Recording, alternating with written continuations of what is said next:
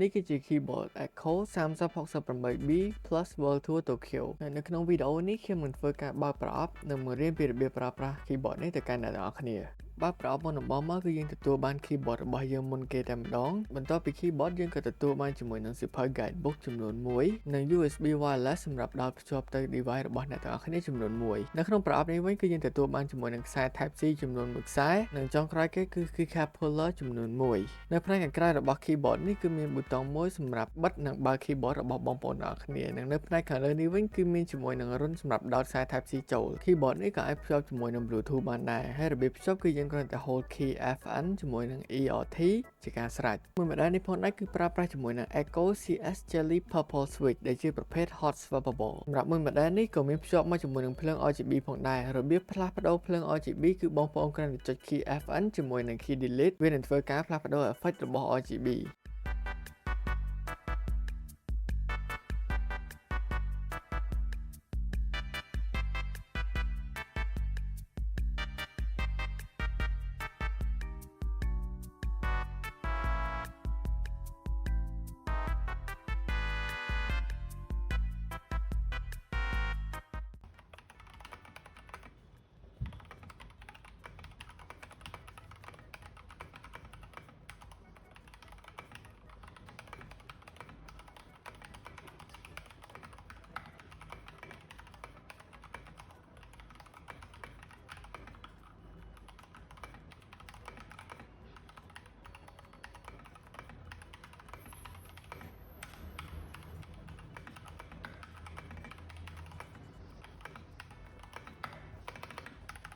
ប្រសិនបើបងប្អូនមានចំណាប់អារម្មណ៍ទៅលើ model ណាមួយបងប្អូនអាចមករកបានហាង Spectre Gear ឬក៏សម្រាប់ការសាកសួរព័ត៌មានបន្ថែមអាចទំនាក់ទំនងមកកាន់លេខទូរស័ព្ទដែលមាននៅខាងក្រោមឬក៏ page Facebook ឬក៏ Instagram ផ្លូវការរបស់ពួកយើងបាន